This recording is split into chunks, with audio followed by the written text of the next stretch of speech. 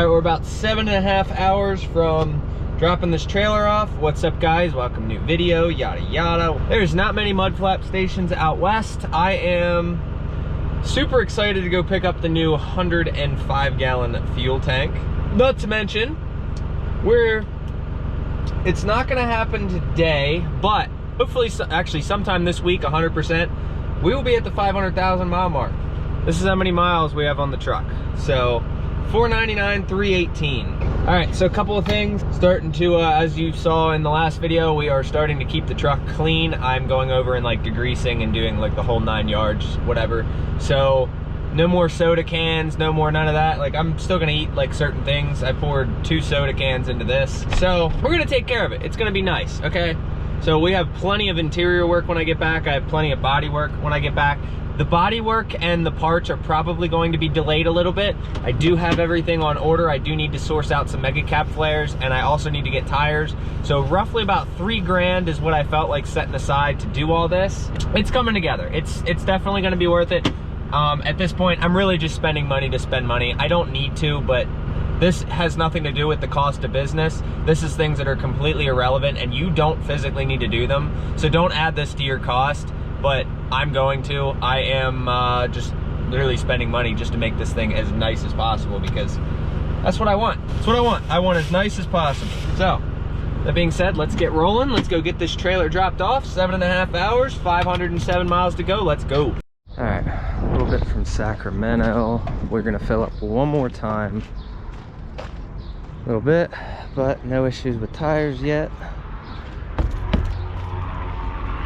Make sure our plates still back here. Seems falling off yet. Gonna top off, like I said, one more time. Little hole there. All right, so we found a Chevron. I think I'm another 100 and some miles from a TA, so we're gonna fill up there, like I said, in Reno. Because I think I got this, yeah, it's $325, which is one of the cheaper prices around here. So I'm gonna fill up for $325, and then I'm gonna do it again when I get there. And then we're gonna drive through Cali, because it looks like, yeah, 113 miles until I get to the TA. Then when we get there, hopefully they have good food. All right, guys, somehow they keep letting me in California, so we're in California. Oh man, so we're going to drop off this trailer about 36 minutes from there. I filled up at a TA close to Reno, like according to that sign, 143 miles from San Francisco, so luckily we're not going there. We're going pretty close to Sacramento. That shift, no clutch, downshift going up a hill, hit it perfect. That was good. I'm happy with that. So I'm gonna go around everything when we get there. I was told to call the guy when I am 30 minutes out, because the guy that bought it, he's actually out of country right now, and there's someone else gonna be meeting me, and I guess he's paying cash, I guess. So that works for me. But other than that, pretty sweet week. Hopefully we can find a way out of California that isn't dirt shit cheap. Well, we made it. That must have just blown. Wow. There you can see the trail. I made the turn in and I saw it and I'm like, interesting. Yeah, so this side's good. All right, well, I'm gonna call the guy, and he's gonna, I guess we gotta get in there. So we'll see. All right, well, we're here. Just figuring out, I guess they want to pull, I don't know, they think he said he wanted to pull that one out. Big long S-turn down there. This was fun. Tire blew out. Now that we're here, it's like, yeah, that tire's gone. All right, here's where she will forever sit. Should be good.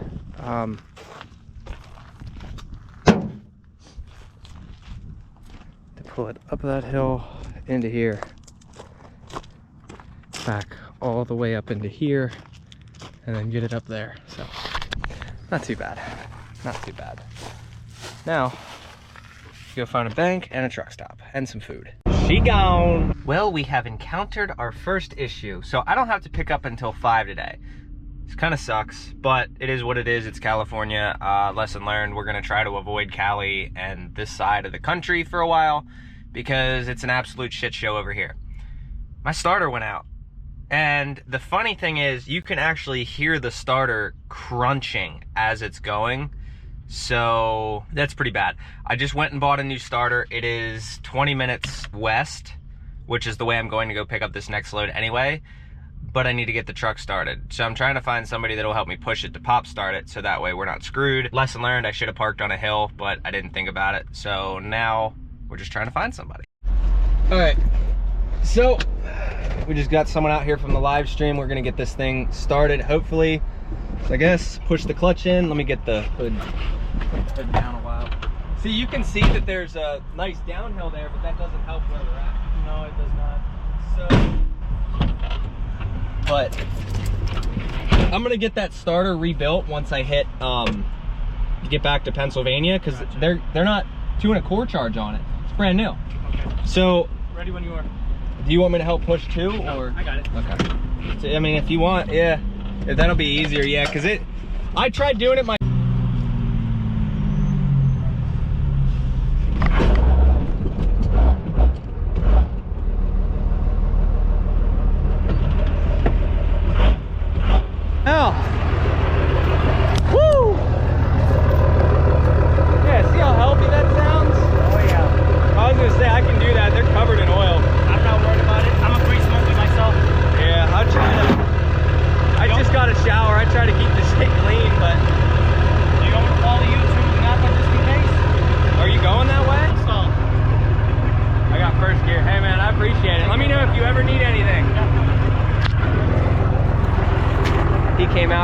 started.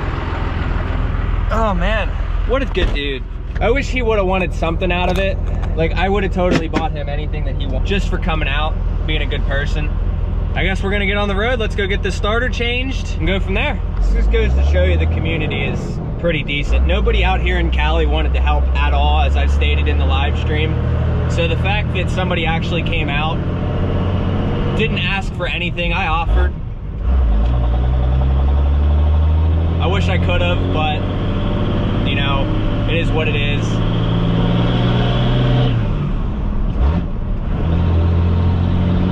All right, so we made it. It's gonna suck, but it is what it is. Gonna disconnect both negative of the battery terminals. So I was able to get one bolt, and then the other one, look at that. I don't know if you can see that. Cracked it. So I went and bought a thicker 10 mil that was in there for like $8, but hopefully hopefully this does the trick, because I'm ready to get this starter on. Well, here's what it should look like, fresh, brand new. And here's what it should not look like. Personally, I like this nut better than I like the other one, so I'm probably just gonna reuse that. Out with the old and with the new. This thing's been on here since I got the truck, so it's been 175,000 miles, and I cranked this thing and got it hot a lot. All right, so that was super helpful. I put the new starter in. Listen to this. I don't just prime the key. I don't even need to touch the throttle anymore. Like, this starter is fast.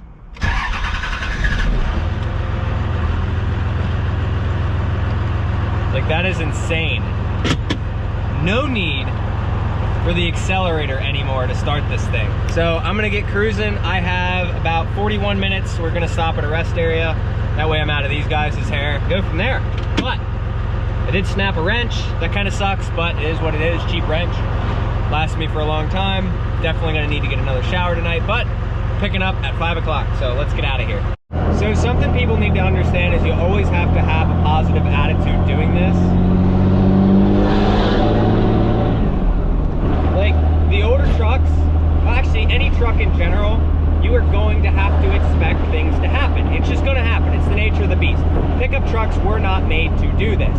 Now, with an older truck, you're gonna have more of those. With newer truck, what you're gonna have is longer periods of a breakdown. So if you have a legit breakdown in a newer truck, it's gonna last you longer than on these older trucks where you can just fix it and keep on rolling. So I'm gonna go get that starter rebuilt back in Pennsylvania so that I always will have a spare. But it's one of those things, like, you can't really, like, I thought it was the batteries, but here it's just the starter. I was like, oh, I'll just put a jump pack on it if it dies. Had I known that it wasn't the batteries, I probably would have went and got the starter replaced sooner, but I didn't. So, not a big deal. We're rolling, we're still making money, nothing I could have done. And keep a positive attitude, it is what it is, so. All right, about to roll out. Let's see how this starter's doing. I'm not gonna touch the throttle.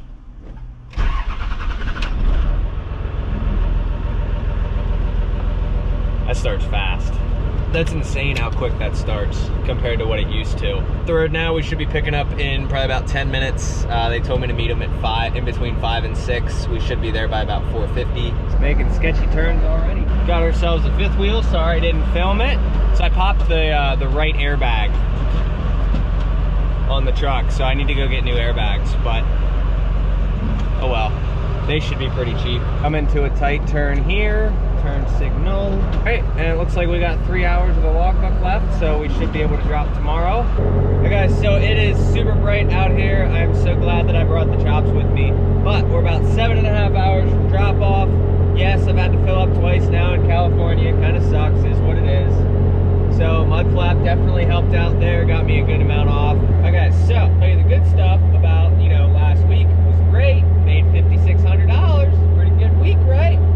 Well, I'm also going to tell you about the bad sides, because you know what? Every time somebody asks me, should I do RV transport or power only, I always tell the people the same thing. It's a great way to start, but I 100% always have recommended a trailer since the beginning, okay? Always recommended it. Never changed my mind on it. Now, the reason I say that is because you can have a really good week. I mean, hell, you could have a really good 2 weeks in a row, whatever, but you're always gonna hit a spot, a dead zone, okay? You're always gonna do that. It's just how it works. You can only pull one load. That's all. That's what you can do.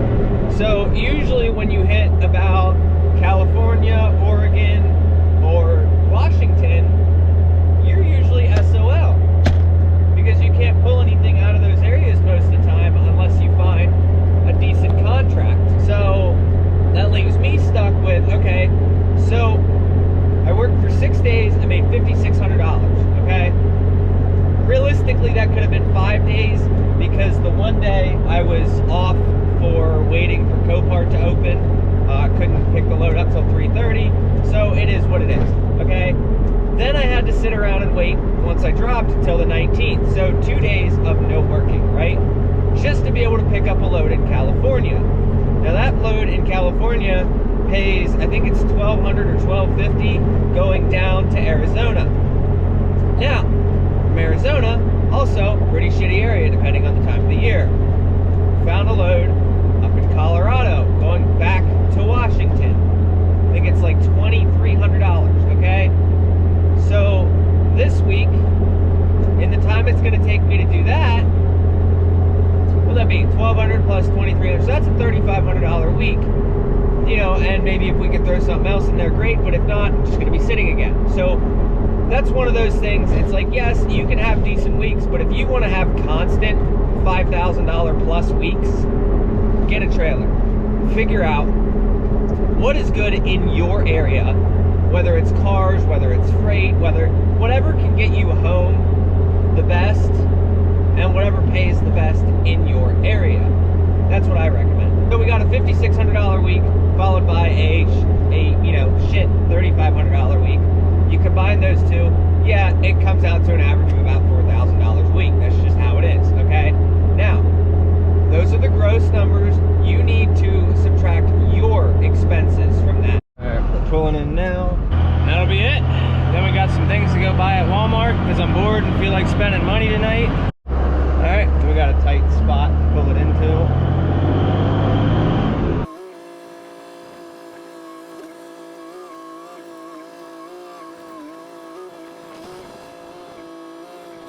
All right, where's the spotter at? Where's the spotter at? I can't see him. I mean, I can see that I'm good on, okay, there he is. What was that? I can see him now. I just want to make sure I don't run him over is all. I'll tell you if he says to stop. All right. looks like it needs to go that way. Now I can't see them. Yeah, that's what I mean. Usually we're cautious about that.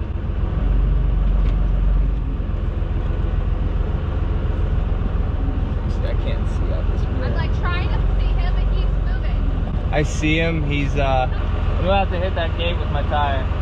Oh, he's running. No, I've had way worse. Don't worry. All right, next day. I'm gonna end this video out here soon, but I do want to show you guys a couple of things. And I cannot stress to you guys how important pre-trips are. A little chilly this morning, just how I like it. So, you guys see that bolt right there on the side of the fifth wheel? That side yesterday was actually coming out, and this is why I say that a pre-trip is super important, because I caught it yesterday after looking everything over and dealing with some stuff. Absolutely, pre-trip is important. I don't know what would have happened if that bolt came out. You know, maybe it was fine because the other side was still there, but that thing was loose, like to the point of like it was, I could spin it back in by hand. So the thing about that is I've checked those bolts before and they were both tight. So I don't know what would have made it come loose. I don't know. So always do your pre-trips, super important.